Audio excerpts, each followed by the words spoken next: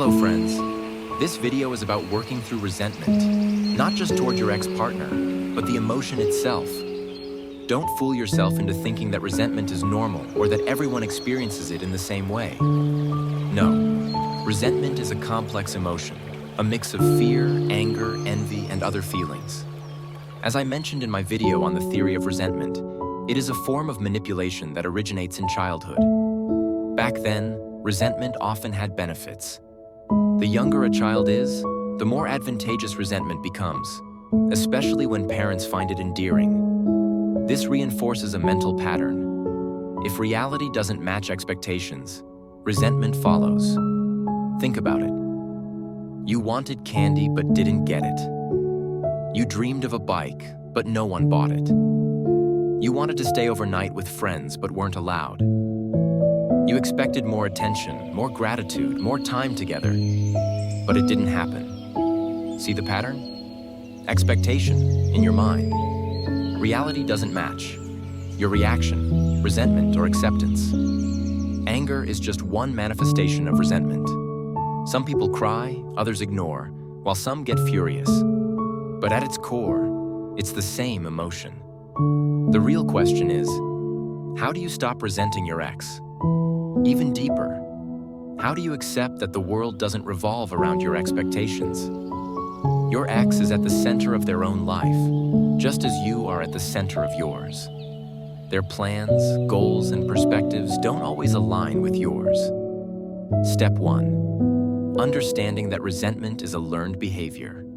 Resentment is about seeking an advantage, a habit carried from childhood. But as adults, we must accept that more than half of our expectations won't match reality. Why? Because others also have expectations, and sometimes they conflict with ours. So, mature people accept reality as it is. Step 2. Practical techniques to work through resentment. What if resentment arises automatically? Then it's time for practical work on the emotion itself. You have two choices. 1. Use resentment consciously to get what you want. 2. Accept reality as it is and negotiate changes if possible. If not, let go and move forward. The ultimate goal: calmly accept and release. Not just for one person, but for everyone in your past, present, and future. Technique: deep scanning. If you're working with someone, they should write down short descriptions of each situation where you felt deep resentment. Start with the earliest memory. 1. Recall a strong resentment. Feel it fully. Take a deep breath in, stretch, and exhale. 2. Move on to the next situation and repeat the process. 3. Continue until you reach the present, including your ex-partner's situation. 4. Once all episodes are processed, return to the first situation. This time, you accept it with relaxation and detachment, even with a slight smile. The goal: to shift your emotional response from resentment to calm acceptance. If working alone, list at least 15 resentments, starting with the strongest, 9 to 10 on a scale of 0 to 10, and ending with milder ones, 5 to 6. Reduce resentment to 2 to 3 before replacing it with calm acceptance. Find 2 to 3 memories of absolute peace. Mountains, rivers, forests, childhood moments. Alternate between recalling resentment, inhale, exhale, and a peaceful memory until resentment fades. This may take 3 to 15 minutes per situation. Everyone's pace is different. Final thoughts. Resentment is often linked to a sense of injustice. Wanting something, not getting it, and resisting acceptance.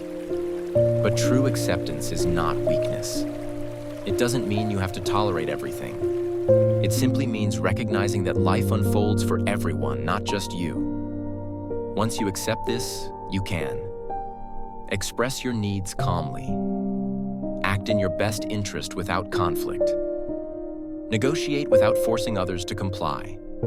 Healthy acceptance makes you a confident, self-aware person who pursues desires without manipulation. This preserves relationships rather than damaging them with resentment. In the game of who's right, both sides lose.